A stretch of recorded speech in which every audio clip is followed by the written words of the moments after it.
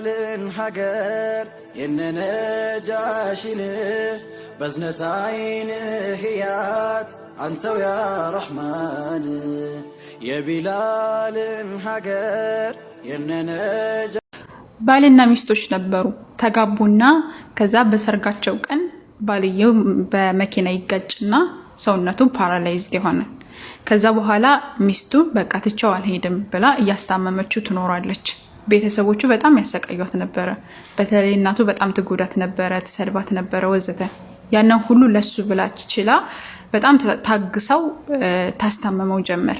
ከዛ በኋላ ከለታት አንድ ቀን አንቺ ግን ለምንድን ነው እንደዚህ ታግሰሽ የምታስታመሚኝ? መሄድ እኮ ትችይ ነበረ ምናምን ሲላትኝ አላህ Subhanahu Wa Ta'ala ኸይር አለው እና አብሽር ይሻልሃል እያለች እያስታመመችው ኖረች ማለት ነው። ከዛ በኋላ አብሽር ይሻልሃል ስትለው አይ ይሄ ተመኒ ዝም ብሎ ተመኒ የሆነ ነገር ነው፣ ዝም ብሎ ምኞት ነው እንጂ እኔ ይሻለኝም ሲላትኝ አይ ይሻልሃል በአላህ ላይ ተስፋ አትቁረጥ እያለች እያጽናናችው ቁርአን እየቀራችለት በቃ አላህ Subhanahu Wa Ta'ala ፈርታ እሱን እያስታመመች መኖር ጀመረች ማለት ነው። ከዛ አላህ Subhanahu Wa Ta'ala ፈቀደና ባልየው ይሻለዋል። እሷ ሁሉ ጊዜ ዱዓ ታደርግለት ነበረ እንዲሻለው ሁሉንም ነገር ሞክራ ነበርና አላህ Subhanahu Wa Ta'ala ብሎ ደግሞ ተሻለው ማለት ነው። ከዛ በኋላ ሲሻለው በጣም ደስ አላት። ለአንኑ እሷ በሰርጋቸው ቀን ስለሆነ እሱ ፓራላይዝድ ሆነው በቃ ሻህረ ለአሰለ ሄዳለሁኝ ወማለትም በቃ ጫጉላ ሽርሽር እንደሚባለው ማለት ነው ሄዳለሁኝ በናም ብላ አስባ በቃ እንደዛ እየተዘጋጀች እያለ ባሏ በጣም ተቀየረ። መሳደብ ጀመረ፣ እሷን መቆጣት ጀመረ። በጣም ነው የምታስጠልየው አላት። አርጅተሻን በዛ ላይ ስለዚህ አታስፈልጋ 15 አመት ነው እንደዛ የኖረችው ማለት ነው። ለ15 አመት ታግሰው ራሷን ረስታ ነበረ ማለትም እሷ ራሷን አትንከባከብም ነበረ ማለት ወደ ራሱ ወሱን ስለሆነ ለሱ ብላ ደፋ ቀና ስትል ስለነበረ ቤቱንም ሁሉንም ነገር እሷ ስለነበረች ከዛ በኋላ 15 አመት ስትቆይ የሆነ ወደ ማርጀት ራስን ካልተንከባከበችም በጣም ተጎድታ ነበርና እሷ ያየው ያማንነቷን ነበርና ምንድነው ያለው በቃ ታስጠያለሽ አንቺ አታስፈልጊ ምናምን ብሎ መጥፎ ንግግር ሲናገራትኝ ከዛ በኋላ ቤተሰቦቹ ምን አደረጉ ሌላ ሴት ያጩለታል ማለት ነው። ሌላ ሴት ሲያጩላት እስቲኻራ ሰገደች፣ አላህ Subhanahu Wa Ta'ala ለመነች። ከዛ በኋላ መፋታቱ የተሻለ ሆኖ ተመለከተችው ማለት ነው። እንደዚህ አድርጌለት እንደዚህ ካለ በቃ መለያየታችን ለኛ ኸይር ከሆነ በቃ ኸይሩ የተሻለ ነው ብላ ሙርታህ ስትሆን መፋታቱ የተሻለ መስሎ ሲታያት ተፋታች ማለት ነው። ከዛ በኋላ ሲለያዩ በጣም አዘነች። በጣም ያኔ አዘነች ባሳለፈችው ነገር ምናምን እና ጎረቤቶቿ ራሱ ያሳለፈችውን የከፈለችውን ዋጋ ምናምን ሰላዩ በጣም አዘኑ። እሱም ሰውየውም አገባ ማለት ነው። ከዛ እሱ የሷ ወንድሟ ይዟት መጣ ወደ ቤቱ ማለት ነው። ወንድሟ ጋር ሄደች። ወንድሟ ጋር መኖር ጀመረች። ራሷን መጠበቅ ጀመረች። ከዛ በኋላ ስራ አገኘች። ስራዋን መስራት ጀመረች። ኺያጣ ነበረ ወይም ደግሞ ይሄ የልብስ ስፌት ማለት ነው። ተምራ እንትን እያለች እያለ የሰፋች የሰራች እያለ ሌላ ባል ይመጣላታል ማለት ነው። ያ ባል የተባለው አግብቶ አያውቅም ከዛ በፊት። እንደገና ደግሞ በተጨማሪ በጣም ጎበዝ ነው፣ ጠንካራ ሰው ነው፣ በዲኑ ጎበዝ ነው። እንደዛ አይነት ሰው ነው የመጣላት ማለት ነው። ነገር ግን ሐኪሞች ምን ብለውታል? መውለድ አይችልም ብለውት ነበረ ማለት ነው።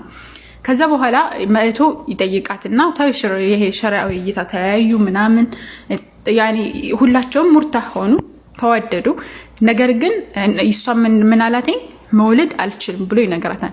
ከዛ በኋላ እሰቢበትና ንገሪ መውለድ እንደማልችል ሐኪሞች ነግረውኛል ስትለው የዓለማቱ ጌታ አላህ Subhanahu Wa Ta'ala ይሰጠናል ችግር የለውምና ተስማምቻለሁ ብላ ወደው ነገረችው ማለት ነው። ማለት በአላህ ያላት የቂን በጣም የሚገርም ነው። ከዛ በኋላ ተስማሙ። በጣም ተደሰተ። እሱ ምንም ሳታስብ እሺ ማለቷ ደስ አለው። ከዛ በኋላ ይሄን ተጋቡ ማለት ነው። እሺ ተባለ፣ ቤተሰብ ተስማማ ምናምን ተጋቡ። መጨረሻ ላይ ምንድነው የሆነው? በጣም ተደስታ አብረው እየኖሩ እያለ እሱ የመካ ኡምራና ሀጅ እንዳደርጉ ተዝኪራ ቆርጦ ወይም ደግሞ ይሄ የአየር ትኬት ቆርጦ አምጥቶ ሰርፕራይዝ አደረጋት ማለት ነው። በጣም ደስ አላት። በቃ የህይወት ህልሟ ስለነበረ በጣም ደስ አላትና አብረው ሄዱ። ከዛ በኋላ መካ ሄዱ፣ ዱዓ ያደረጉ፣ አላህን ለመኑ ልጅ እንዲሰጣቸው ተመርከው አላህ Subhanahu Wa Ta'ala ለመኑ ማለት ነው። ከዛ በኋላ ተመልሰው አዲስ እንደተወለዱ ሆነው ተመለሱ ወደ ቤታቸው። ከዛ አንድ 6 ወር ምናምን ከቆዩ በኋላ ያማታን እሷን ሲያማትኝ ወደ ሆስፒታል ሲሄዱ አርግዘሻን ተባለች ማለት ነው። ከዛ በኋላ ባልየው በጣም እየጮኸ የደስታ ስጁድ ወደቀ ማለት ነው። በጣም ተደሰተ፣ አላህ Subhanahu Wa Ta'ala አመሰገነ። ከዛም ደግሞ ማርገዝ ብቻ ሳይሆን ያረገዘችው ተውአም 2 ልጆች ነው ያረገዘችው፣ ወይ መንታ ነው ያረገዘችው ማለት ነውና በጣም ተደሰቱ ማለት ነው። አላህ Subhanahu Wa Ta'ala መንታ ልጆች ሰጥቶ አስደሰታቸው። ከዛ በሰላም መኖር ጀመሩ። እዚህ ላይ ምንድነው የምታዩት? በቃ አንዳንድ ጊዜ በመከራ በችግር በተለያዩ ነገራቶች ስታልፉ ወይም ደግሞ ያ መከራ ሲመጣባችሁ ምንም የማያልፍ ይመስላችኋል። ተጭኗችሁ ስታዩት ምንም የማያልፍ ይመስላችኋል። ግን አላህ Subhanahu Wa Ta'ala فإن مع العسر يسرا ብሏል። ከችግር ጋር ምቾት አለ። إن مع العسر يسرا ከችግር ጋር በእርግጥም ምቾት አለ ብሎ አምላካችን አላህ Subhanahu Wa Ta'ala ይናገራልና ከችግር ጋር ምቾት አለ፣ ከችግር በኋላ ምቾት አለ። ያኔ አላህ Subhanahu Wa Ta'ala ነው ይሄናል። ስለዚህ እነዚህ ሰዎች አላህን አመሰገኑ። اللهم لك الحمد حتى ترضى ولك الحمد حتى رضيت ولك الحمد بعد الرضا ብለው አላህ Subhanahu Wa Ta'ala አመሰገኑ ማለት ነው። الله سبحانه وتعالى وإذ تأذن ربكم لئن شكرتم كما سجناتكم لأزيدنكم أجمر الله تعالى ولئن كفرتم ككاداتكم جن إن عذابي لشديد قطعتي በጣም ብርቱ ነው ብሏል።